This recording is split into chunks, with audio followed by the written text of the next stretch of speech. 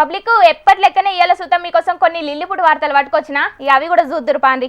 ఇయ్యాల రేపు సోషల్ మీడియాలో చాలా మంది టైంపాస్ చేస్తారు, కానీ గదే సోషల్ మీడియాతోని కొన్ని పానాలను కాపాడచ్చని నిరూపిస్తున్నారు ఇంకొందరు.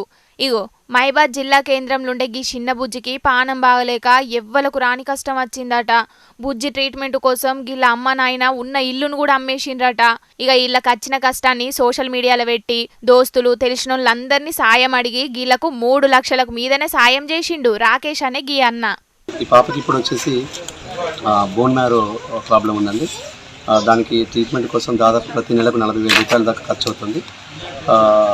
ఈ యొక్క విషయాన్ని అందరికీ తెలియజేస్తూ ఒక వీడియో పోస్ట్ చేయడం జరిగింది స్టేటస్లో. వాట్సాప్ స్టేటస్ ద్వారా దాదాపు 3,14,000 రూపాయలని ఈ యొక్క కుటుంబానికి అందించడం జరుగుతుంది. గిదొక్కటే కాదు, అంతకు మొదలు కూడా కష్టాలున్నోళ్లకు గిట్లనే దోస్తులందరితోని కలిసి సాయం చేసిండట.